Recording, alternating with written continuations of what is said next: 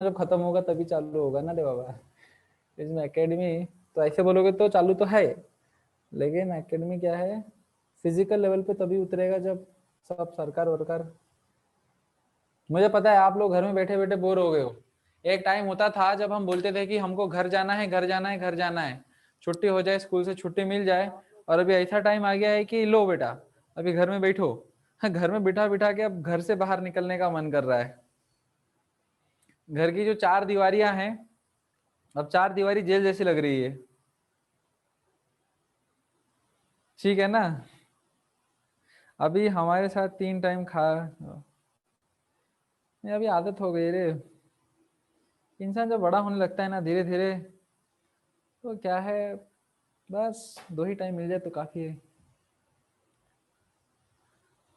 लेकिन आप लोग बुलाओगे खाने के लिए तो जरूर बैठेंगे। ओके, तो ये लाइव हो गया है, यस, ठीक है चलो। तो लास्ट टाइम हम पढ़ रहे थे, हमारा क्वांटम मैकेनिकल मॉडल चालू हो गया था, और मैंने आपको सबसे पहले सिखा दिया था क्वांटम मैकेनिकल मॉडल का पहला concept, that is de Broglie hypothesis. तो डी ब्रोगली हाइपोथेसिस में हमने एक अंतर में देखा कि किस प्रकार से इलेक्ट्रॉन का नेचर पहले फिक्स्ड सर्कुलर था, लेकिन डी ब्रोगली के हाइपोथेसिस के बाद अब हमको पता चलने लगा कि इलेक्ट्रॉन क्या है, वेव नेचर में घूमता है। फिर हमने ये भी डिस्कस किया था कि अगर हर पार्टिकल का वेव है तो हम जैसे बड़े बड़े मानुष लोगों के पार्टिकल में वेव नेचर क्यों नहीं दिखता है। तो हमने बड़े आसानी से उसको सॉल्व किया। एक व्यक्ति है, बूढ़ा व्यक्ति, बूढ़ा मतलब जवान भी सोच सकते हो, तो 54 किलोमीटर प्रति घंटा से दौड़ रहा है, 60 किलो का व्यक्ति। तो उसका इतना करने के बाद इस फॉर्मूले में हमने डाला lambda is equal to h upon m v में डाला। आप लोग फॉर्मूला याद कर रहे हैं? जो याद नहीं करेंगे ना तो बाद में पछताने वाले हैं। मैं फॉर्मूला टेस्ट लूंगा, देखना। तो एच अपॉन एम वी, अभी ये जो एच अपॉन एम वी आया है, ये जो लैम्डा निकलता है, ये जो वेवलेंथ कैलकुलेट करके देता है कि एक बॉल मैंने फेंका, तो ये बॉल फेंका इतनी रफ्तार से जा रहा है, तो इसका वेवलेंथ कितना आएगा, तो कैलकुलेट करके जो देता है वो डी ब्रोगली का ये इक्वेशन है, और इस लैम्डा को हम बोलते हैं डी ब्रोगली वेवलेंथ। ठीक है, तो हमने कैलकुलेट किया, डी ब्रोगली वेवलेंथ निकाला इस व्यक्ति का या इस मानुष का, और इतना ऑर्डर का हमको आया 10⁻³ मीटर का वेव। हो सकते हो कि कितना छोटा वेव होगा, इवन दिखेगा भी नहीं। तो डी ब्रोगली सही था कि वेव बनेगा बट बहुत छोटा बनेगा। लेकिन अगर आप एक बहुत ही छोटे पार्टिकल का वेव निकालने का प्रयास करोगे तो इवन आपको दिख जाएगा कि एंगस्ट्रम में आ रहा है। तो ऑब्वियस सी बात है, हमारे लिए एंगस्ट्रम तो है बहुत ही छोटा। समझ में आया ना, हमारे लिए एंगस्ट्रम तो बहुत ही छोटा है। आप बोलोगे सर सेंटीमीटर कितना छोटा लगता है, उसमें फिर आप एंगस्ट्रम बोल रहे हो तो और कितना छोटा है।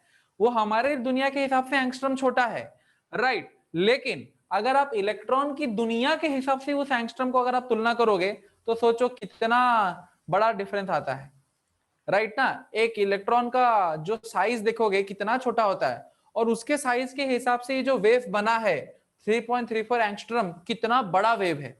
और यहाँ पर इंसान का साइज देखो कितना बड़ा है, और इस इंसान के हिसाब से जो वेव बना है कुछ मतलब रखता है? कोई मतलब नहीं रखता है। सो हम बोल सकते हैं कि जो वेवलेंथ है de Broglie wavelength, de Broglie wavelength का जो सिग्निफिकेंस है या महत्वपूर्णता है, इंपॉर्टेंस है, वो किसके लिए अप्लाई होता है? सिर्फ छोटे से छोटे से छोटे से छोटे पार्टिकल के लिए अप्लाई होता है, और वो भी वो पार्टिकल बड़ी स्पीड से मूव करना चाहिए। यहाँ पर इलेक्ट्रॉन की स्पीड की देखोगे, उसकी गति अगर देखोगे तो ऑलमोस्ट लाइट की स्पीड से बस 100 गुना छोटा है और कुछ नहीं। लाइट की स्पीड का ऑर्डर होता है 10⁸ और इसका ऑर्डर है 10⁶, मतलब डिवाइड अगर करेंगे तो ऑलमोस्ट आएगा कि 100 गुनी छोटी है। तो वो कोई कम स्पीड हो रही है क्या? कितनी ज्यादा स्पीड से घूम रहा है।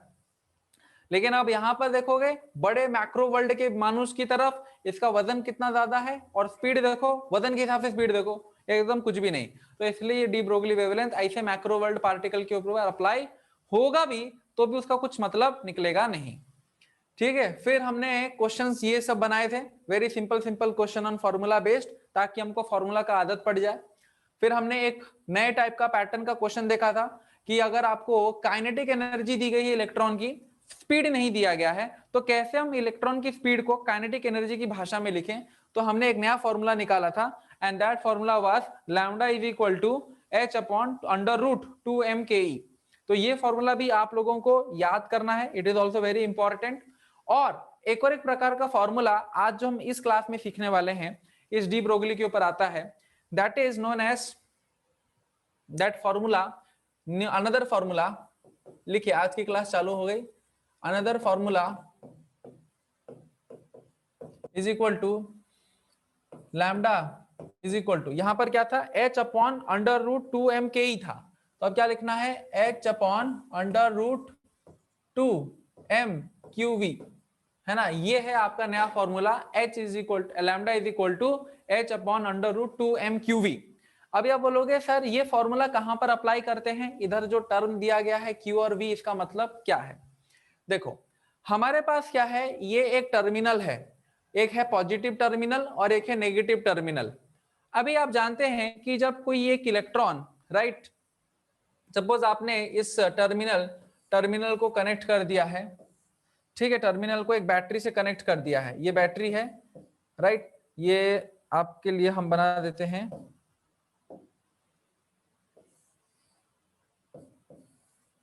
ये रही बैटरी, तो ये बैटरी है,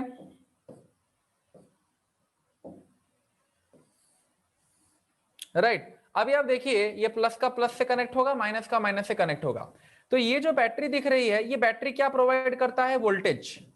ये बैटरी क्या प्रोवाइड करता है, वोल्टेज प्रोवाइड करता है। हाँ, इलेक्ट्रॉन के लिए है ये फॉर्मूला, नहीं सिर्फ इलेक्ट्रॉन के लिए फॉर्मूला नहीं है, ये जो फॉर्मूला हम निकाल रहे हैं, ये फॉर्मूला आपका कोई भी एक पार्टिकल के ऊपर अप्लाई हो सकता है, मैं बताऊंगा। तो यहां पर देखो ये एक वोल्टेज है, हम वोल्टेज प्रोवाइड कर रहे हैं इस बैटरी के थ्रू। अभी ये जो बैटरी है, ये क्या करेगा, आपका इलेक्ट्रॉन जो इसके अंदर है, या फिर बोल सकते हैं ड्रिफ्ट करेगा।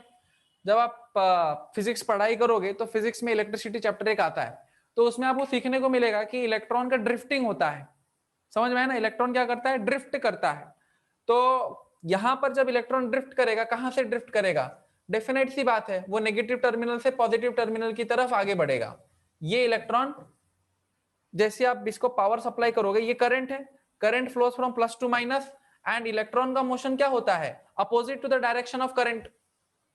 क्लास 10 में आप लोगों ने याद है ये चीजें ना, भूल गए, भूले तो नहीं ना, कि जिस दिशा में आपका करंट का डायरेक्शन फ्लो करता है, उसके अपोजिट दिशा में इलेक्ट्रॉन का डायरेक्शन होता है। भूल गए, सब भूल गए, खाली हम सर जाते हैं लाइट वाइट लगा के ऑन स्विच ऑन करके भाग जाते हैं क्लास में। यस गिरीश, किसी को याद नहीं, ठीक है, याद रख लो, याद रख लो कि प्लस से माइनस की तरफ करंट का डायरेक्शन है, और अंदर जो है इलेक्ट्रॉन का डायरेक्शन नेगेटिव से पॉजिटिव है। तो यहां पर देखो हमने एक पोटेंशियल डिफरेंस दिया है, पोटेंशियल डिफरेंस। तो ये सब इलेक्ट्रिसिटी की बातें हैं, आप फिजिक्स में पढ़ोगे, मैं बस एक कॉन्सेप्ट दे दे रहा हूं। तो सपोज मैंने यहाँ पर 10 वोल्टेज का बैटरी लेकर आया, तो 10 वोल्टेज का बैटरी जैसे मैंने यहां पर लगाया, तो क्या हो जाएगा कि इस प्लेट और इस प्लेट के बीच में 10 वोल्टेज का डिफरेंस क्रिएट हो जाएगा। तो 10 वोल्टेज का डिफरेंस जैसे ही क्रिएट हो गया, तो इलेक्ट्रॉन क्या है, यहां से नेगेटिव टर्मिनल से पॉजिटिव टर्मिनल की तरफ बढ़ेगा विथ स्पीड, एक रफ्तार पकड़ के बढ़ेगा। तो जितना ज्यादा आप डिफरेंस इधर लगाओगे, उतना ज्यादा इधर से पोटेंशियल डिफरेंस की वजह से, पोटेंशियल डिफरेंस की वजह से या वोल्टेज की वजह से उस इलेक्ट्रॉन में एक रफ्तार आई है। समझ में आ गया। तो ये कभी ऐसा क्वेश्चन पूछा जाएगा कि suppose there is an electron and it is drifted from negative terminal to positive terminal under a potential difference of 10 volt, find the electron wave. क्योंकि अभी हमारा जो कॉन्सेप्ट होना चाहिए दिमाग में, इलेक्ट्रॉन ऐसे नहीं घूमेगा, सीधा नहीं घूमेगा, इलेक्ट्रॉन अभी कैसे घूमेगा, वेव बनाते हुए घूमेगा, ऐसे वेव बनाते हुए घूमेगा। क्यों, क्योंकि डी ब्रोगली ने वही बोला था कि इलेक्ट्रॉन जैसा पार्टिकल अगर एक बहुत रफ्तार से जा रहा है, तो वो पार्टिकल जैसा बिहेव तो जो किया, बट साथ ही साथ अब उसके साथ कौन सा बिहेवियर ऐड हो जाएगा, वेव बिहेवियर ऐड हो जाएगा। यानी वो ऐसा नहीं जाएगा, वो कैसा जाएगा, इस तरीके से सांप जैसा वो घूमते घूमते घूमते घूमते जाएगा, और क्वेश्चन पूछेगा कि इसका वेवलेंथ कितना है। तो ऐसे क्वेश्चन को निकालने के लिए हम क्या करते हैं, ये वाला फॉर्मूला अप्लाई करते हैं, lambda is equal to h upon under root 2m QV। ये v क्या है, ये v क्या है, ये पोटेंशियल डिफरेंस है, इसको हम पोटेंशियल डिफरेंस भी बोलते हैं, पोटेंशियल डिफरेंस। आप लोगों ने पढ़ा होगा क्लास 10 का फिजिक्स में, तो ये सब बताया जाता है। तो v क्या है, पोटेंशियल डिफरेंस, कितना आप अप्लाई कर रहे हो यहां लिख देंगे, और q क्या है, इस इलेक्ट्रॉन की चार्ज, है ना। अब इलेक्ट्रॉन की चार्ज होती है 1.6 इंटू 10⁻⁻19 कूलम नेगेटिव में, तो चार्ज लिख देंगे, मास तो पता ही है, फिर मल्टीप्लाई करके प्लैंक्स कांस्टेंट वैल्यू डाल के लैम्डा कैलकुलेट कर लेंगे। 6 बजे से इतना। कभी कभी आपने देखा होगा ना, नोकिया पहले के टाइम पे जो मोबाइल गेम्स आते थे, स्नेक करके गेम आता था, तो स्नेक करके गेम आता था, मुझे अभी भी याद है। तो उसमें हाईएस्ट स्कोर बनाने के चक्कर में ऐसा इतना खेलते थे, level 1, level 2, level 3, level 4, level 5, my God, फिर तो इतना सारा अंदर ये बना जाते थे, ऐसा पतला पतला से पतला रास्ता हो जाता था, तो मूड पाना वो खाता था, बड़ा डिफिकल्ट जाता था। मैं कभी ज्यादा लेवल तक गया जा भी नहीं पाया, सम लेवल तक मैं गया, उसके बाद तो इतना पतला रास्ता उन्होंने कर दिया था कि फिर छोड़ दो। 11 लेवल, ओके गुड। तो ये वाला लिख लीजिए फॉर्मूला और इस तरीके से डायग्राम बना लीजिए। इसके ऊपर हम एक क्वेश्चन करते हैं, तो आपका ये क्वेश्चन कैसे फ्रेम होकर आता है ये भी क्लियर हो जाएगा। अच्छा, मेरे पास कोड था, क्या बात कर रहे हो, छोटे छोटे मोबाइल में भी कोड होता है।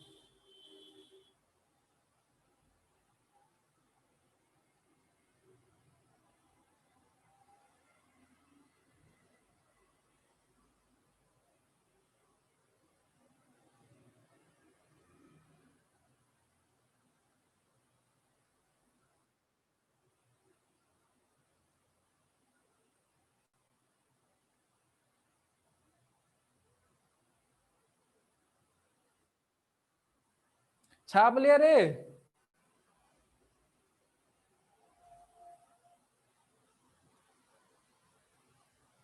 छापा, छापा ना, ठीक है गुड।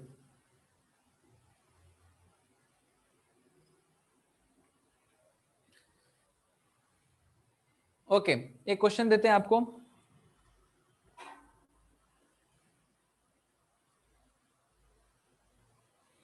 ओके, तो यहां पर हमारे पास एक बढ़िया प्रश्न है। क्या प्रश्न है, लिखिए, calculate the ratio of wavelength of alpha particle, calculate the ratio of the wavelength of the alpha particle of wavelength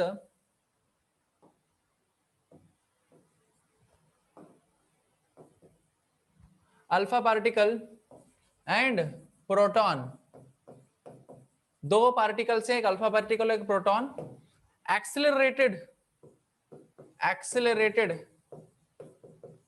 through same potential difference, same potential difference, ठीक है ना। तो ये हमारे पास एक प्रश्न है। अभी उत्तर देखो, क्वेश्चन क्या बोल रहे हैं, क्वेश्चन को पहले जरा समझो। हमारे पास दो पार्टिकल्स हैं, पार्टिकल 1 क्या है, पार्टिकल 1 एक अल्फा पार्टिकल है, अल्फा पार्टिकल, और दूसरा पार्टिकल क्या है, पार्टिकल 2, पार्टिकल 2 क्या है, एक प्रोटॉन है, प्रोटॉन, दो पार्टिकल्स हैं। अभी बोल रहे हैं कि क्या निकालना है, ये गिवन में हम लिख देते हैं, दिस इज गिवन। तो बोल रहे हैं कि पोटेंशियल डिफरेंस लगाया गया, ऐसा एक सेटअप मारा गया, तो एक बैटरी इस तरीके से लगाई गई, तो एक प्लस था एक माइनस था। अब बोला गया कि ये एक सेटअप हमने बनाया और इस सेटअप के अंदर अल्फा पार्टिकल को रख दिया, ये एक अल्फा पार्टिकल है और इस अल्फा पार्टिकल को रख दिया। अच्छा, बाय द वे कोई मुझे बता सकते हैं कि ये अल्फा पार्टिकल का फॉर्मूला क्या है, what is the formula for the alpha particle, बताइए। अल्फा पार्टिकल का फॉर्मूला क्या है, ये हमने कहां पढ़ा था, रदरफोर्ड के एक्सपेरिमेंट में अल्फा पार्टिकल पढ़ा था। गिरीश ने आंसर दे दिया, वेरी करेक्ट गिरीश। और किसी से आंसर का एक्सपेक्टेशन मैं कर सकता हूं, रोहन ने भी एकदम सही बोला, He2+, वेरी गुड। तो ये अल्फा पार्टिकल क्या है, डबली चार्ज्ड हीलियम न्यूक्लियस, He2+ होता है कि नहीं। तो जितने स्टूडेंट्स को पता नहीं है, याद नहीं है, तो प्लीज लिख लीजिए कि अल्फा पार्टिकल क्या है, He2+ होता है, ठीक है। अब याद रहेगा आप लोगों को। तो ये इंपॉर्टेंट है, इसको अल्फा पार्टिकल बोलते हैं। Alpha is equal to Ag2+, ठीक है, अल्फा पार्टिकल का फॉर्मूला। तो अभी क्या हो रहा है कि ये अल्फा पार्टिकल तो प्लस चार्ज वाला है, तो डेफिनेटली यहां से निकलेगा, तो प्लस चार्ज प्लस से निकलेगा। अब ये जो अल्फा पार्टिकल है, इस अल्फा पार्टिकल को एक फील्ड में रखा गया, पोटेंशियल डिफरेंस में रखा गया, और वो पोटेंशियल डिफरेंस कितना है हमको पता नहीं, तो हम ले लेते हैं V है। हमको पता नहीं कि पोटेंशियल डिफरेंस कितना है, तो हम क्या ले लेते हैं, V है। अभी आप देखो, पहले इस सेटअप में उन्होंने अल्फा पार्टिकल को V देकर मूव करने का प्रयास किया, तो अल्फा पार्टिकल को पोटेंशियल डिफरेंस दे दिया, तो अल्फा पार्टिकल क्या किया, मूव किया, और मूव करेगा तो डेफिनेटली वेलोसिटी पकड़ेगा, है ना। वो वेलोसिटी कितनी है कुछ पता नहीं, बस उसने मूव करना चालू कर दिया। अभी उसी सेटअप में फिर क्या किया, दूसरे केस 2 लिया, तो केस 2 में प्रोटॉन रखा, इधर अल्फा की जगह क्या रख दिया, प्रोटॉन, तो प्रोटॉन रखा, तो ये P+ है, और इस प्रोटॉन को भी वही उतना ही पोटेंशियल डिफरेंस प्रोवाइड किया, और ये प्रोटॉन भी मूव करने लगा प्लस से माइनस की तरफ, सिंपल है। अभी क्वेश्चन पूछ रहा है कि अगर ये अल्फा पार्टिकल V फील्ड में मूव करता है स्पीड के साथ, तो इसका एक वेव बनेगा, ठीक है, इसका एक वेव बनेगा, देखिए इसका एक वेव बनेगा, और ये प्रोटॉन भी छोटा पार्टिकल है, और ये भी क्या कर रहा है, उसी फील्ड में एक रफ्तार के साथ जा रहा है, तो इसका भी एक वेव बनेगा, ठीक है। इसका चलो वेव अलग से ले लेते हैं, इसका भी एक वेव बनेगा।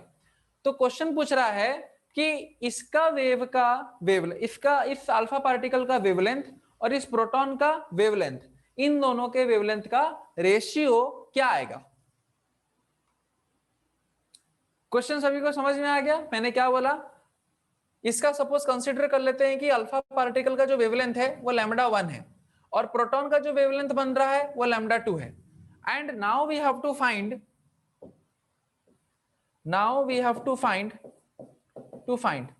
क्या फाइंड करना है, λ1/λ2 फाइंड करना है, रेशियो ऑफ वेवलेंथ, पहले अल्फा पार्टिकल का अपॉन प्रोटॉन का, λ1/λ2, तो ये हमको फाइंड करना है, दिस इज आवर ऑब्जेक्टिव। तो कैसे फाइंड करेंगे, क्वेश्चन सभी को समझ में आया। पहले ये बताइए, मैंने यहां पर इतना जो बड़बड़ किया, वो बड़बड़ का कुछ फायदा हुआ।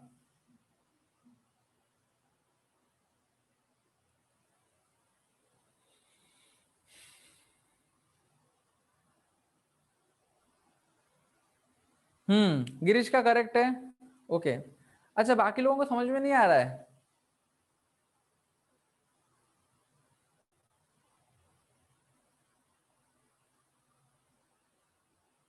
छह चार चार, नहीं नहीं नहीं, बाकी स्टूडेंट कोई है कि नहीं है, अरे बाप रे, 28 स्टूडेंट्स तो बैठे, लेकिन रिप्लाई तो मुझे किसी से भी नहीं आ रहा है।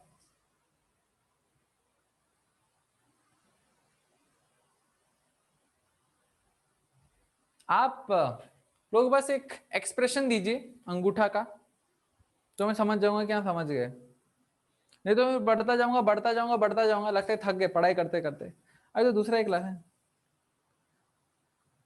नहीं समझ में आ रहा है, अच्छा अक्षय को समझ में नहीं आ रहा है, ओके, और किसी को समझ में नहीं आ रहा है। देखो जिनको समझ में नहीं आ रहा बोलिए ना, मैं यहाँ पर क्या है, अच्छा प्रतीक को भी समझ में नहीं आ रहा है, ओके ओके, पुष्कर को भी समझ में नहीं आया, पार्थ को भी समझ में नहीं आया, ओके गुड।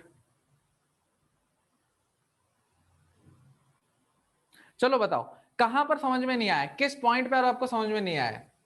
देखो ये तो समझ में आता है कि आप लोग समझ नहीं पाए, बट किस पॉइंट पे कनेक्शन आपका टूट गया वो बताइए। वैल्यू वैल्यू राहुल राहुल आप शायद नए स्टूडेंट हैं। अच्छा, मुझे अल्फा का वैल्यू कैसे निकाले वो नहीं समझा, ओके ठीक है। अच्छा, क्वेश्चन ही नहीं समझा। अच्छा मेरे को बताइए, जितने लोगों ने यहाँ पर बोला है कि नहीं समझ में आया, तो उनको क्या समझ में नहीं आया, क्या उनको ये कॉन्सेप्ट समझ में नहीं आया है, whether this concept is not cleared, और यहां पर क्वेश्चन का मीनिंग क्लियर नहीं है। क्या क्लियर नहीं है, एक होता है कॉन्सेप्ट के ऊपर समझना, और एक होता है क्वेश्चन के मीनिंग के ऊपर समझना। क्वेश्चन का मीनिंग समझ में आएगा तो कॉन्सेप्ट लगा देंगे, आंसर निकल जाएगा। अच्छा, मुझे कॉन्सेप्ट समझा, अक्षय को कॉन्सेप्ट ही समझ में नहीं आया, मीनिंग समझ में नहीं आया, क्वेश्चन भी समझा, मुझे दोनों ही नहीं समझा प्रतीक। ठीक है, तो जो स्टूडेंट्स यहाँ पर क्या है, क्या करें क्या करें क्या करें, ठीक है, जिन स्टूडेंट्स को समझ में आ गया वो इसका आंसर निकालने का कोशिश करें, तो जिनको समझ में नहीं आया मैं फिर से समझाता हूँ। देखो हमारे पास क्या है, ये क्लास 10 का एक्चुअली पढ़ाई है, दिस इज नॉट द पढ़ाई ऑफ क्लास 11th। हमारे पास क्या है, इस तरीके से एक पोटेंशियल डिफरेंस होता है, ये देख रहे हैं, ये एक बैटरी होती है, कभी भी आप देखोगे एक बैटरी होती है, बैटरी के ऊपर ऐसे एक बाहर निकला रहता है और एक अंदर की तरफ जाता है। इस तरीके से आप लोगों ने देखा होगा, कभी अगर रिमोट की बैटरी निकाल कर देखें या किसी भी कोई बैटरी निकाल के रखेंगे तो इस तरीके से एक बाहर निकला रहेगा और एक अंदर जाएगा। तो जो बाहर निकला रहता है वो क्या होता है, प्लस, और जो अंदर जाता है उसको हम क्या बोलते हैं, माइनस। अब ये बैटरी को अगर आप जोड़ते हैं, सपोज आपने इस बैटरी को जोड़ दिया किसी एक बल्ब से, ठीक है, ये एक बल्ब से जोड़ दिया, तो बल्ब को जोड़ने से क्या होगा, ये ग्लो करने लगेगा। ठीक है, इधर तो हमने स्विच भी नहीं रखा, डायरेक्टली इसको बैटरी से जोड़ दिया और बल्ब जलने लगा। अभी ध्यान से सुनिए, जिनको समझ में नहीं आया, ये जो बैटरी जैसे हमने चालू किया तो ये बल्ब जलने लग गया। अभी क्वेश्चन देखो यहाँ पर क्या हो रहा है कि करंट कहां से कहां फ्लो कर रहा है, तो कौन मुझे बताएगा, अक्षय बताएगा। बताओ कि यहाँ पर जो बैटरी है, ये बैटरी में प्लस है माइनस है, तो करंट कहां से कहां फ्लो कर रहा है, क्या करंट प्लस से माइनस की तरफ फ्लो कर रहा है या माइनस से प्लस की तरफ फ्लो कर रहा है? ओके, आदित्य का आंसर आ गया है, गुड, वेरी गुड। नहीं, माइनस टू प्लस नहीं होता है, देखो यही तो गड़बड़ है। क्लास 10th में अगर आप लोगों ने अच्छे से पढ़ाई किया होता तो ये क्लास 11th का पढ़ाई कुछ भी नहीं है। ध्यान से सुनो, क्या हो रहा है कि ये बैटरी में जब कभी भी करंट जाता है तो प्लस से माइनस की तरफ करंट जाता है। ठीक है, तो ये बैटरी जैसी आपका गया करंट प्लस से माइनस की तरफ, तो इसमें जो इलेक्ट्रॉन होगा वो इलेक्ट्रॉन का डायरेक्शन अपोजिट होता है। ठीक है ना, वो माइनस से प्लस की तरफ जाता है और करंट का डायरेक्शन प्लस से माइनस की तरफ लेते हैं। तो जिस डायरेक्शन में आपका करंट फ्लो करेगा वो करंट क्या है, उस डायरेक्शन के अपोजिट में उसका इलेक्ट्रॉन फ्लो करता है, क्योंकि इलेक्ट्रॉन कहां से निकलेगा, माइनस से निकलेगा। तो इलेक्ट्रॉन इस माइनस से निकला, देखो ये इलेक्ट्रॉन इस माइनस से निकला कि नहीं निकला,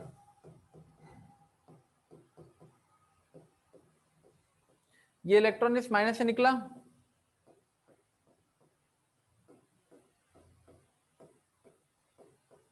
और प्लस के अंदर चला गया।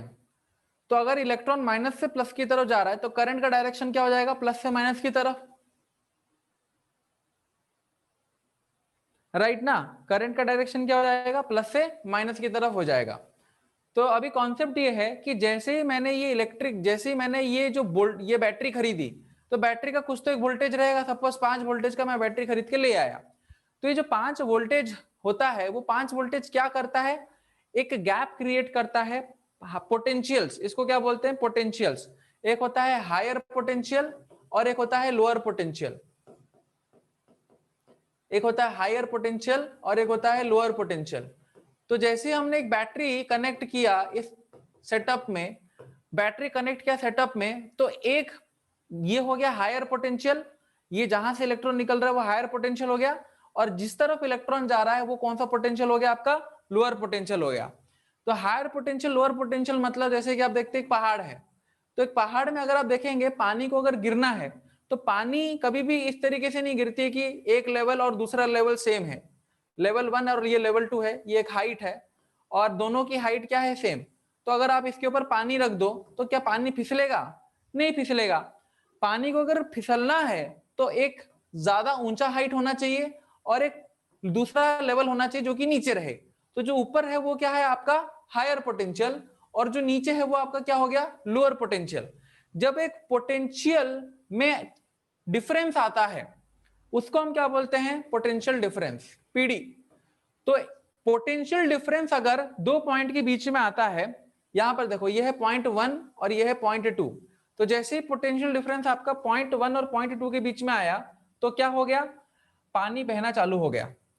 इधर क्या है, इधर देख लो, ये पॉइंट 1 है, ये है पॉइंट 2। तो पॉइंट 1 और पॉइंट 2 के बीच में कोई पोटेंशियल का डिफरेंस है क्या? हाइट का डिफरेंस है? नहीं डिफरेंस है। तो आपका पानी क्या इस पॉइंट से इस पॉइंट में बहेगा? नहीं बहेगा। तो इसीलिए इधर पोटेंशियल डिफरेंस क्या हम बोलेंगे? जीरो। और इधर हम क्या बोलेंगे? पोटेंशियल डिफरेंस कुछ तो है। तो तार के एक पॉइंट से दूसरे पॉइंट पे, सपोज ये पॉइंट है ए और ये पॉइंट है बी, तो तार का एक पॉइंट से दूसरे पॉइंट के बीच में हमको एक पोटेंशियल डिफरेंस क्रिएट करना है। पोटेंशियल डिफरेंस अगर क्रिएट हो गया तो क्या होगा? इलेक्ट्रॉन बहना चालू करेगा, और इलेक्ट्रॉन का जो डायरेक्शन है उसका अपोजिट डायरेक्शन में करंट बहता है। क्वेश्चन अभी यह है कि ये पोटेंशियल डिफरेंस क्रिएट कौन कर रहा है, वो डिफरेंस कौन लेकर आ रहा है पॉइंट ए और पॉइंट बी में, ताकि इलेक्ट्रॉन बह सके। तो वो पोटेंशियल डिफरेंस कौन क्रिएट करता है? ये बैटरी।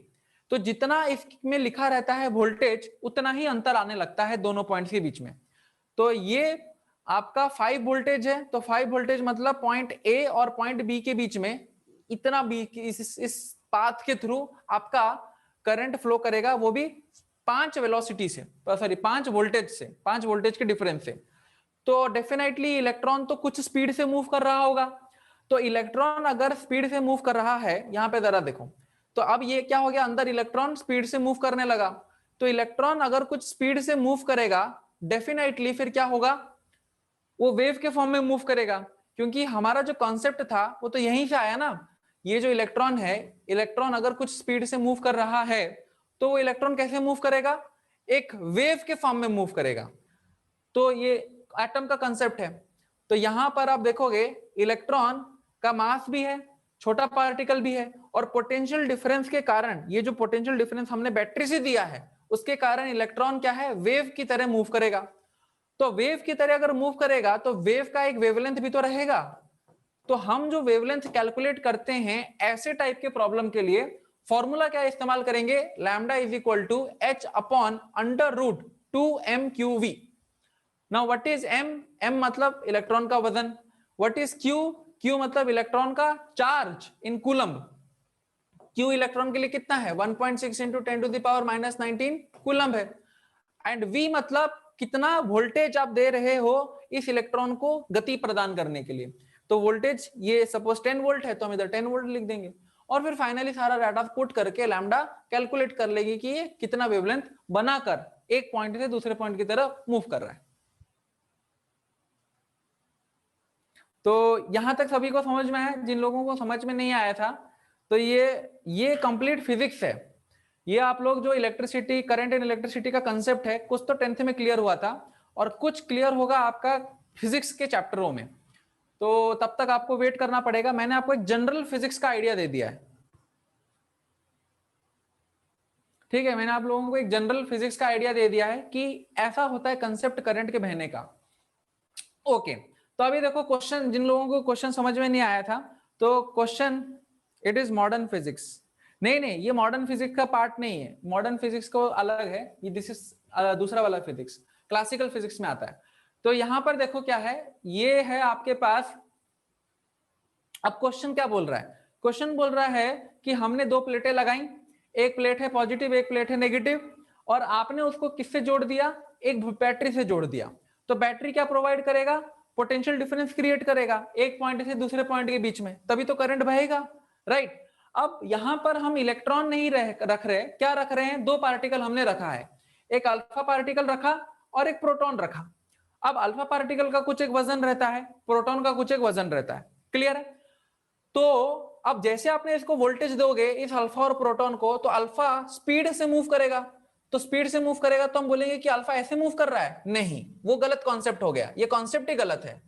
कॉन्सेप्ट क्या है कि अल्फा डी ब्रोगली वेवलेंथ के हिसाब से वो इस तरीके से मूव करेगा और उसका एक वेवलेंथ बनेगा, देख पा रहे हो? तो प्रोटॉन भी क्या चुप बैठेगा? नहीं, तो प्रोटॉन भी तो एक वोल्टेज डिफरेंस के अंदर में स्पीड से मूव करेगा और वेव बनाते हुए जाएगा, सांप के फॉर्म में जाएगा। तो वेव बनाएगा तो इसका भी एक वेवलेंथ आ जाएगा। तो हमने क्या कंसीडर कर लिया कि प्रोटॉन का वेवलेंथ चलो λ2 ले लेते हैं, और अल्फा का वेवलेंथ कितना ले लेते हैं? λ1। क्या निकालना है? रेशियो निकालना है, किसका? अल्फा पार्टिकल के वेवलेंथ का एंड प्रोटॉन के वेवलेंथ का। तो पहले किसका नाम लिया गया? लैम्डा पार्टिकल का। तो लैम्डा पार्टिकल का वेवलेंथ लैम्डा 1 ऊपर रहेगा और प्रोटॉन का बाद में नाम लिया गया तो इसका लैम्डा कहां जाएगा, नीचे जाएगा। तो लैम्डा 1 अपॉन लैम्डा 2 मुझे कैलकुलेट करके देना है। अब वो कैसे करेंगे, यही हमारा क्वेश्चन था।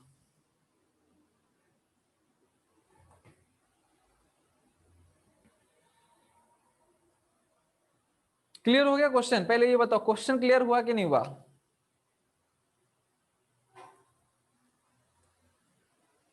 ओके तो आज हमारा टाइम तो इसी में ही चला गया। ठीक है, देखो तो ये हमारा कैलकुलेशन है लैम्डा 1 अपॉन लैम्डा 2 कितना आएगा।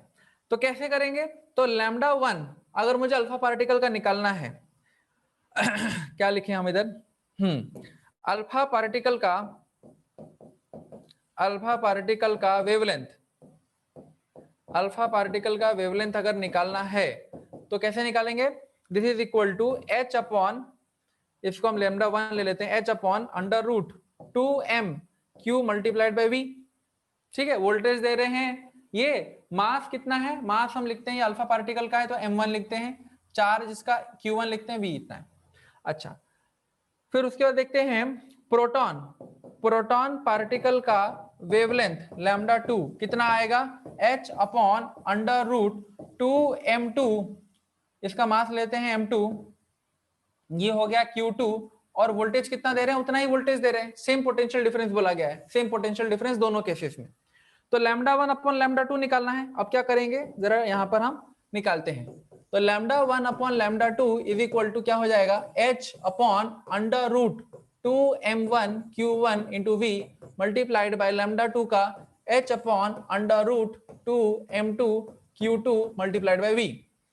सो lambda 1 upon lambda 2 is equal to h से h कैंसल, डिनोमिनेटर का डिनोमिनेटर बन गया न्यूमरेटर, तो अंडर रूट पूरा ले लेते हैं, तो 2mq2v और इधर हम लिखते हैं 2m1q1v बराबर।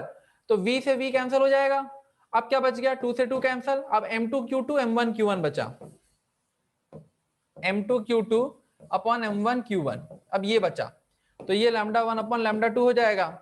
अब क्वेश्चन आता है कि मास कितना है और चार्ज कितना है, यही क्वेश्चन है। तो देखो मास m2 क्या था, m2 क्या था जरा चेक करो पीछे, m2 वाज व्हाट, m2 था प्रोटॉन के लिए, q2 था प्रोटॉन के लिए, m1 था अल्फा के लिए, q1 था अल्फा के लिए। तो इसी को यूज करेंगे हम यहां पर, m2 था प्रोटॉन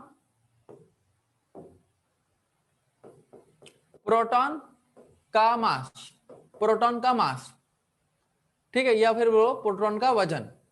ठीक है, अभी m1 कितना है, m1 क्या है, m1 क्या है, He2 प्लस का वजन, देखिए He2 का वजन।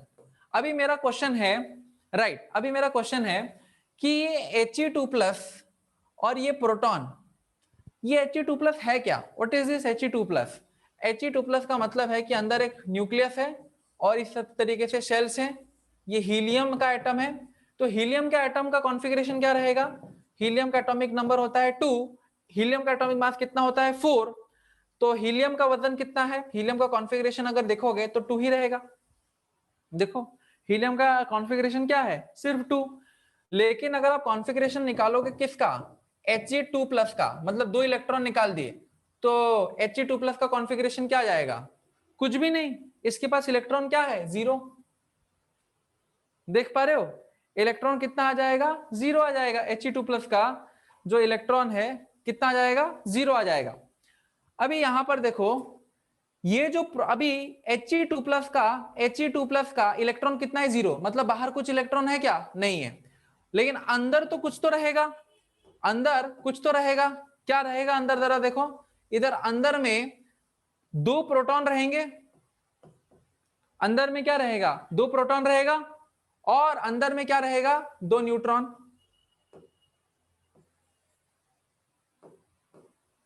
अंदर में 2 प्रोटॉन और 2 न्यूट्रॉन रहेगा, लेकिन बाहर इलेक्ट्रॉन कुछ भी नहीं रहेगा। देखिए बाहर इलेक्ट्रॉन कुछ रहेगा क्या, नहीं रहेगा। तो अभी देखो m2 क्या है, खाली एक प्रोटॉन का वजन, एक प्रोटॉन का वजन m2। m1 क्या है, He2+ का वजन, अभी He2+ है क्या? नथिंग, बस 2 proton 2 neutron, is known as He2+। तो यहां पर हम क्या देख पा रहे हैं, तो ये जो वजन आया, तो 2 + 2 क्या है 4, 2 + 2 क्या है 4। तो प्रोटॉन का वजन और न्यूट्रॉन का अगर वजन देखोगे तो लगभग सेम ही होता है, प्रोटॉन और न्यूट्रॉन का वजन क्या होता है, सेम होता है। तो हम बोल सकते हैं, क्या बोल सकते हैं कि He2+ का जो वजन है, मास ऑफ 1, He2+ को जो वजन है वो क्या है, 4 गुना He प्रोटॉन के वजन के बराबर है। देखो 2 प्रोटॉन 2 न्यूट्रॉन, न्यूट्रॉन का वजन प्रोटॉन के बराबर है, तो मैं बोल सकता हूं कि 2 न्यूट्रॉन क्यों, 4 प्रोटॉन है।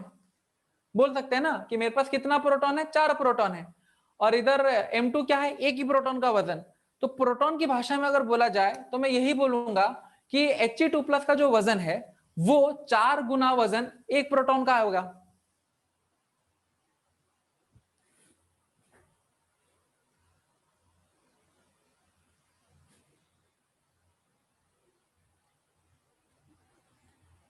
हुआ कुछ दिमाग में घुसा कि सब निकल गया।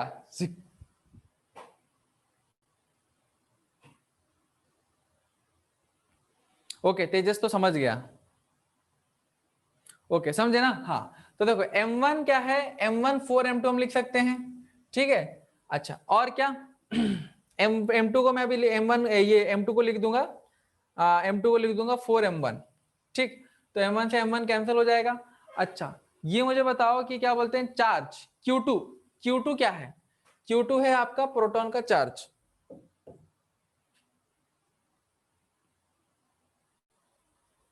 मैं कहीं गलत तो नहीं कर रहा, λ1 तो अल्फा पार्टिकल के लिए है, λ1 तो अल्फा पार्टिकल के लिए है।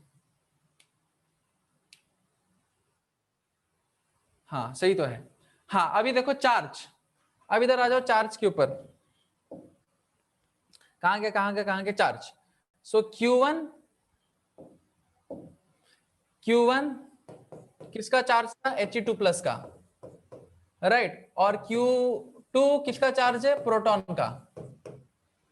तो अंदर देखो इस Q1 का चार्ज कितना है, इस Q1 का चार्ज कितना है 2+, राइट। और प्रोटॉन का चार्ज कितना है 1+।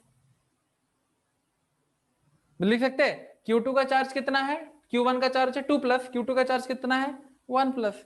तो मैं क्या बोलूंगा, Q1 को Q2 की भाषा में लिखा तो Q1 जो है वो 2 टाइम्स Q2 है। देखो देखो ये वाला बना सकते कि नहीं, Q1 जो है वो 2 टाइम्स Q2 आ जाएगा।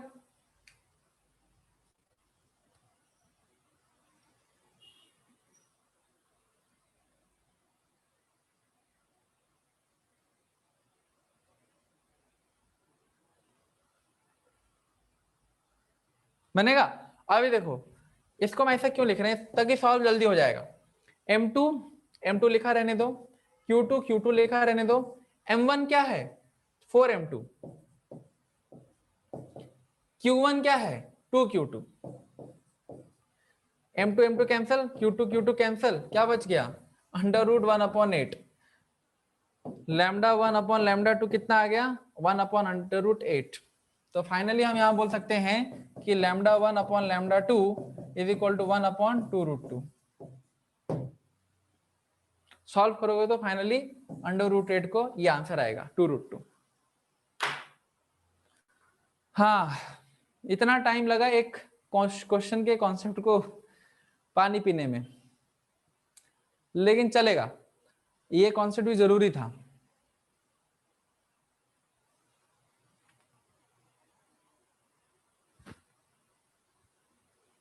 तो आप बताओ किसको क्लियर नहीं है।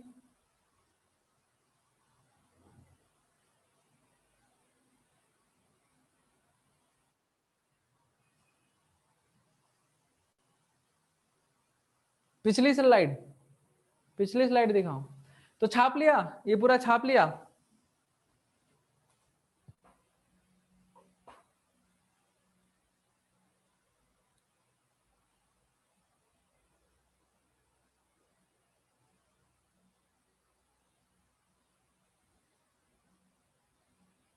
ठीक है, आप लोग कितना क्लियर क्लियर तो बोल रहे हो, अभी कितना एग्जाम में मार्क आएगा दिखने से मेरे को पता चलेगा। आज हमारा टाइम गया, इसी में ही गया। चलो कोई बात नहीं, अभी एक और एक चीज बची है, मैं उसको डिराइव कर देता हूँ, और उसको डिराइव करने के बाद फिर हम कल एक नया टॉपिक पढ़ेंगे, हेज़ेनबर्ग अनसर्टेनिटी प्रिंसिपल।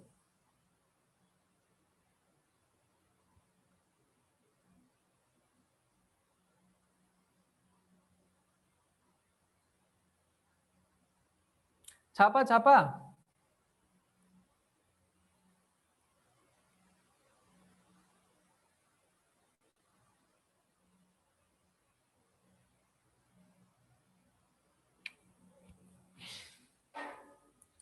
सर ये आएगा क्या टेस्ट में? अरे पगले, ऐसा ऐसा क्वेश्चन, इस टाइप का क्वेश्चन क्या है, आपका ऑलरेडी जेडब्ल्यू में पूछा जा चुका है।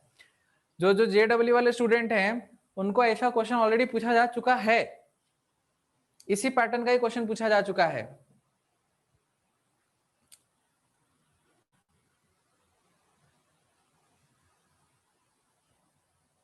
ठीक है ठीक है, चलेगा चलेगा।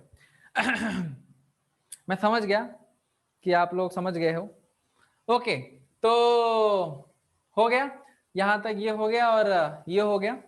अभी हम आगे बढ़ते हैं, राइट। तो थोड़ा कूल हो जाते हैं, ये क्वेश्चन बना लिया, काफी गर्मा गर्म क्वेश्चन था, शरीर से सारी ठंडक निकल गई। अभी लिखो, ये लिखो, थोड़ा सा टॉपिक छोड़, थोड़ा सा स्पेस छोड़ दो, स्पेस छोड़ दो टॉपिक के लिए, वो मैं बाद में बताऊंगा टॉपिक क्या है।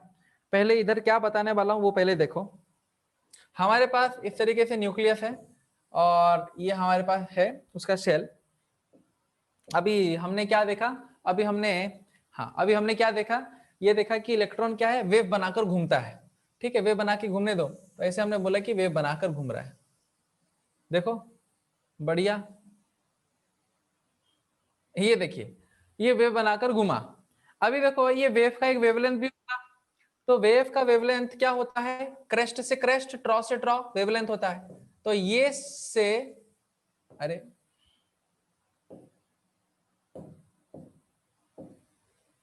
ये क्रेस्ट से ये क्रेस्ट तक, तो जो डिस्टेंस आएगा उसको हम क्या बोलेंगे, वेवलेंथ बोलेंगे, लैम्डा बोलेंगे। तो ऐसा अगर हम देखें, इस क्रेस्ट से इस क्रेस्ट में जो आया, फिर इस क्रेस्ट से इस क्रेस्ट तक जो आया, फिर इस क्रेस्ट से इस क्रेस्ट तक जो आया, फिर इस क्रेस्ट से इस क्रेस्ट तक जो आया, फिर इस क्रेस्ट से इस क्रेस्ट तक जो आया। देखिए ऐसा करके आपने एक सर्कल कंप्लीट कर लिया ना, देख पा रहे हैं? तो हम क्या बोल सकते हैं, ऐसे अगर ये तो एक वेवलेंथ थी, दूसरा वेवलेंथ थी, तीसरा वेवलेंथ, चौथा वेवलेंथ, पांचवा वेवलेंथ, छठा वेवलेंथ, तो ये तो 6 वेवलेंथ है। और आप देखोगे कि जो 6 वेवलेंथ निकला है ना, 6 लैम्डा को अगर आप जोड़ दो, 6 लैम्डा को जोड़ दिया, तो मुझे इस सर्कल का या फिर इस शेल का जो है ऑर्बिट का, मेरे को क्या मिल जाएगा, सरकमफ्रेंस मिल जाएगा कि नहीं? आप अगर ध्यान से थोड़ा सोचें, अगर मैंने इस वेवलेंथ को सीधा सीधा जोड़ दिया है ना, इस वेव को इस वेवलेंथ से जोड़ दिया, तो डेफिनेटली मुझे क्या मिल जाएगा, उस इलेक्ट्रॉन का ये शेल का सरकमफ्रेंस मिल जाएगा।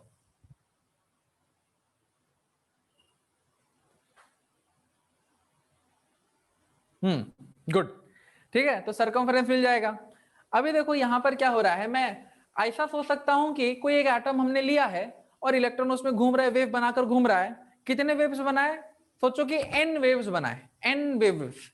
तो अगर n वेव बने हैं तो डेफिनेटली वेवलेंथ कितने बनेंगे, n लैम्डा, राइट। तो कंसीडर करते हैं, suppose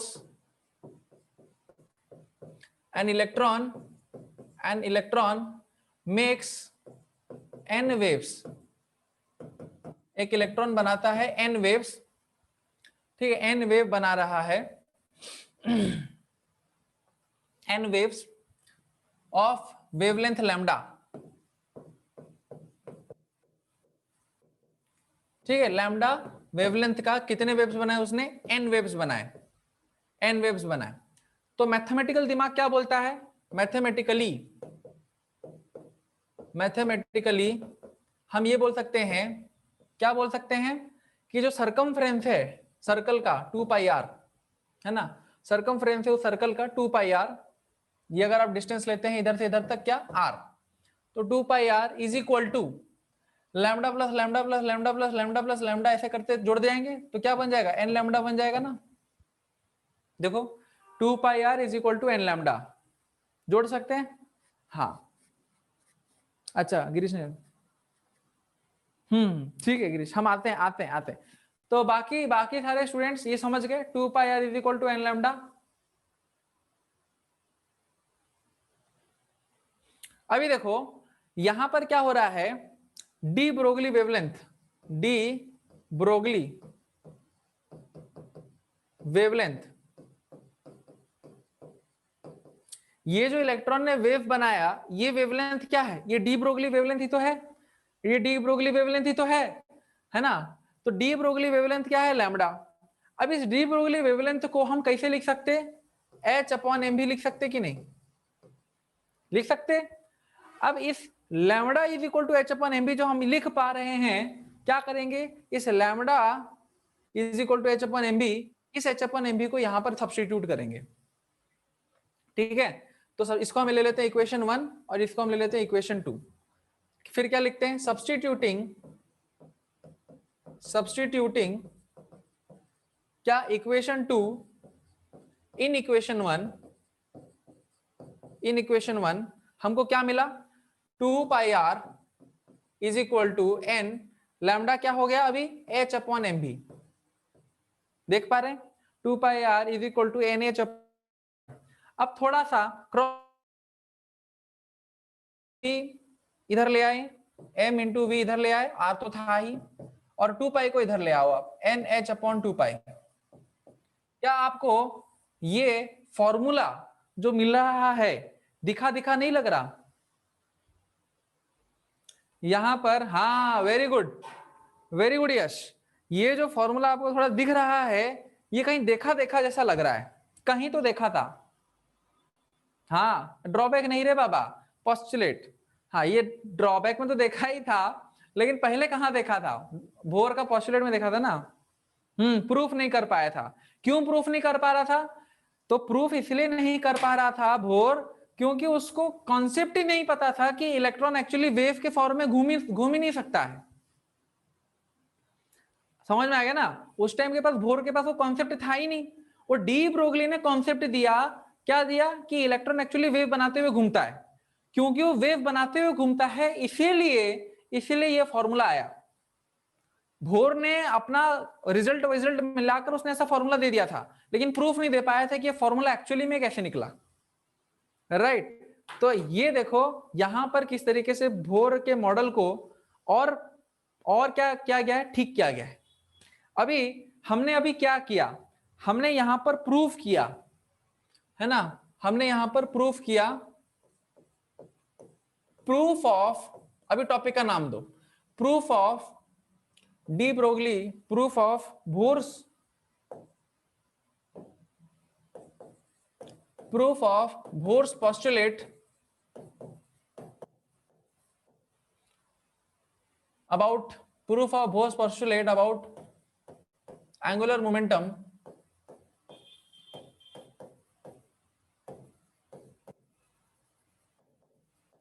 proof of Bohr's postulate about angular momentum using de Broglie hypothesis, using de Broglie hypothesis। हमने डी ब्रोगली हाइपोथेसिस का इस्तेमाल करते हुए भोर के पोस्टुलेट के एंगुलर मोमेंटम को हमने साबित कर दिखाया, प्रूफ्ड। अभी यहां पर देखो ये जो मैंने एन लिया था, तो मैं किससे पूछूंगा, मैं पूछता हूं, रुको रुको, इतने सारे स्टूडेंट बैठे मेरे क्लास में, तो पूछना तो बनता, एक क्वेश्चन तो पूछना तो पड़ेगा ही पड़ेगा।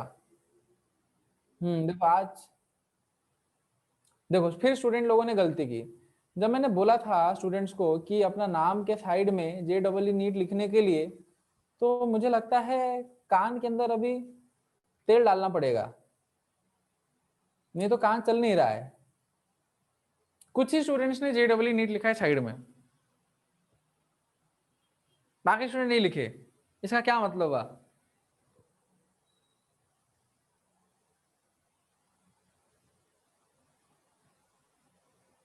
ठीक है। अभी मैं पूछता हूं, किससे पूछता हूं, पार्थ, पार्थ बताएगा। बताओ पार्थ। हाँ गुड, अक्षय ने लिखा है, ठीक है मैं समझ गया अक्षय। अच्छा सुनो, पार्थ बताएगा। पार्थ बताओ ये n क्या है? ये जो मैंने n यहां पर लिया है इधर दिखाते हुए, ये n क्या है?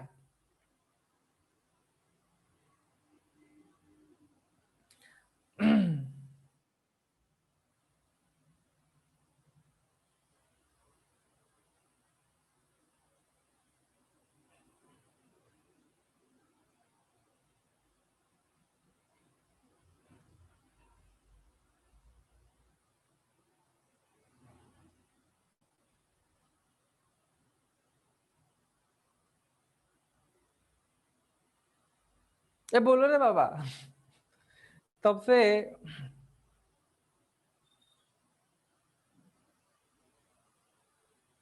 Wavelength number created in one rotation, number of waves made by electron. हाँ प्रिया ने सही आंसर दिया, यश ने भी सही आंसर दिया, good very good Yash and Priya. बाकी स्टूडेंट्स अभी रुको, वाइवा लेता, आप लोगों का मैंने वाइवा बंद कर दिया इसलिए क्या है चुपचाप बच गए। अभी वाइवा ले लेके रुको, पता अभी पेरेंट को कॉल करता हूं मैं, कब पीटीएम होगा नेक्स्ट पीटीएम मेरे को जरा बुलाओ। अभी तक मैं आप लोगों के पीटीएम में बैठा नहीं ना, अभी पूरा एक एक का खाता खोलूंगा। देखो 2 pi equal to n lambda, ये एन क्या है? नंबर ऑफ वेव्स, पढ़ा था ना हमने अभी। ये क्या है? Number of waves, number of waves है ना। अच्छा वेरी गुड श्रद्धा। अभी देखो यहां पर क्या है, ये जो हमने निकाला formula mvr is equal to nh upon 2 pi, तो भोर मॉडल में हमने पढ़ाई की थी बराबर। तो उधर भोर ने ये एन क्या बोला था, ये कौन बताएंगे मुझे? यश बता दो, यश बताओ कि उधर भोर मॉडल में ये एन क्या था? भोर मॉडल में ये एन क्या था? साक्षी ने दे दिया आंसर, वेरी गुड साक्षी। साक्षी ने बोला है कि ये जो एन था भोर मॉडल में हमने पढ़ाई किया था कि एन क्या है, वो शेल नंबर है।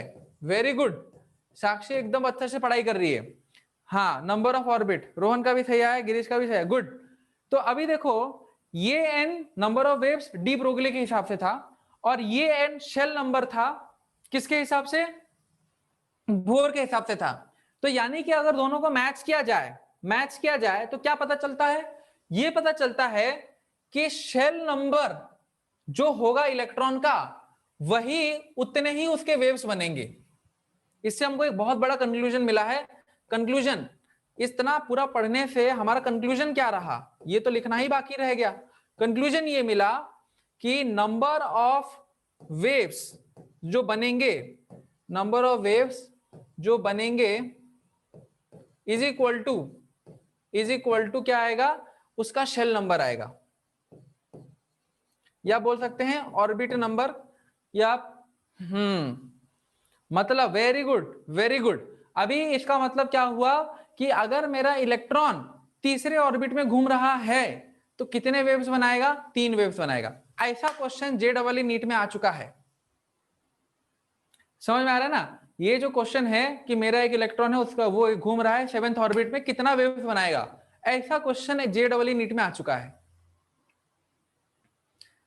देख पा रहे हैं? तो यहां पर किस तरीके से वेव बनेगा, जल्दी छाप लीजिए इसको। तो अगर आपको अभी देखो कैसे दिया जाएगा जेईई में क्वेश्चन, और नीट में क्वेश्चन आपका इस तरीके से आ गया, इसी को हम क्वेश्चन फ्रेम कर लेते हैं। यही हमारा क्वेश्चन हो गया जेईई नीट का। आपको इस तरीके से एक फिगर दिया गया और फिगर में दिखाया गया कि वेव्स बन रहे हैं। क्वेश्चन ने पूछा कि कौन से शेल में है, क्वेश्चन ने पूछा कि ये इलेक्ट्रॉन कौन से शेल में है, कौन आंसर दे सकता है? जो ये आंसर दे पाया मैं समझ गया कि उसका इतना टॉपिक क्लियर हो गया।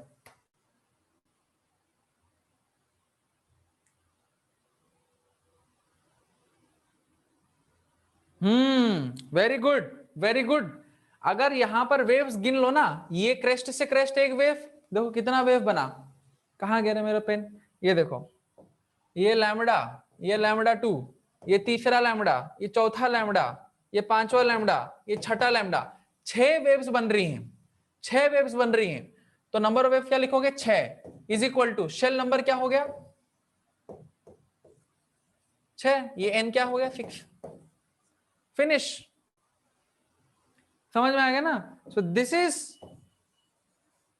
इस कॉन्सेप्ट का अप्लाइड क्वेश्चन।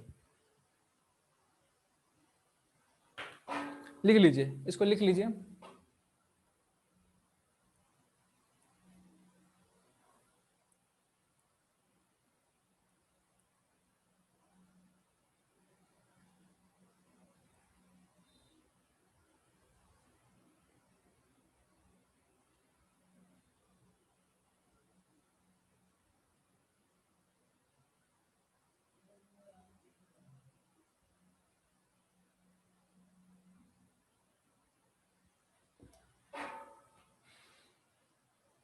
अच्छा वोल्टेज पूछा। अच्छा गिरीश देखो कितना बढ़िया चीज बोल रहा है कि इस बार जेडब्ल्यू मेंस में इलेक्ट्रॉन की वेवलेंथ दी थी। देखो जेडब्ल्यू में इलेक्ट्रॉन का वेवलेंथ दिया गया था और वोल्टेज पूछा था, वो निकाल सकते हैं, है ना, इलेक्ट्रॉन की वेवलेंथ और वोल्टेज हम निकाल सकते हैं। तो ये हमारा एक चीज हो गया, ये हमने एक फॉर्मूला सॉल्व किया। और भी कई सारी चीजें हैं मुझे बताने के लिए, लेकिन मैं कॉन्सेप्ट के हिसाब से बताऊंगा, ऐसे हर चीज नहीं बता सकता मैं। बुक में तो देखोगे हर चीज एक साथ ही दी रहती है, लेकिन उससे क्या है आपका फ्लो मेंटेन नहीं होता है। सो मेरे पढ़ाने का स्टाइल थोड़ा अलग है, कॉन्सेप्ट के हिसाब से मैं कराऊंगा, बाकी एडिशनल फॉर्मूलाज वो लास्ट में मिलेंगे। ठीक, तो ये हो गया। हाँ अभी बस फाइनल चीज लिख लो, फाइनल चीज, फाइनल क्या लिखना है, lambda is equal to h upon m v होता है। तो ये लैम्डा बोल सकते हैं, देखो एच तो कांस्टेंट है, एम कांस्टेंट है, 1 अपॉन वी, लैम्डा को हम क्या लिख सकते हैं, 1 अपॉन वी। तो वेलोसिटी अगर देखोगे भोर ऑर्बिट का वेलोसिटी का एक्सप्रेशन क्या था, v is equal to 2.18 into 10 to the power 6 multiplied by z upon n metre per second था। Am I clear? तो हम क्या बोल सकते थे कि जो वेलोसिटी है रेसिप्रोकल है n में, आज you can say that this is reciprocal to z upon n, है ना, z अपॉन n। तो मैं क्या लिख सकता हूं, lambda is proportional to z upon n, है ना, z अपॉन n।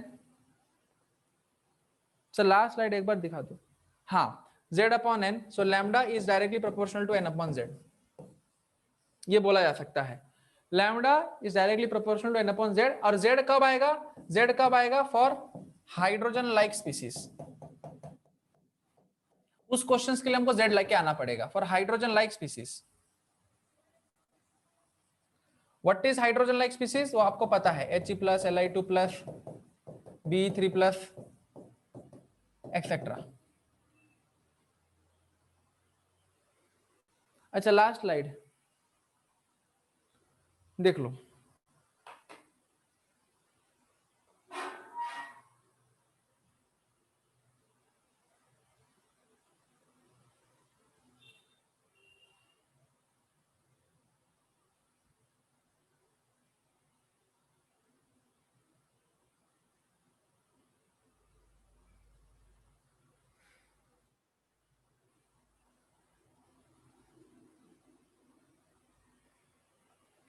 ठीक है, तो खत्म करते हैं आज की क्लास। आई फील कि आज का क्लास थोड़ा गरम गरम क्लास हो गया, राइट। आज का टॉपिक भी काफी गरम था।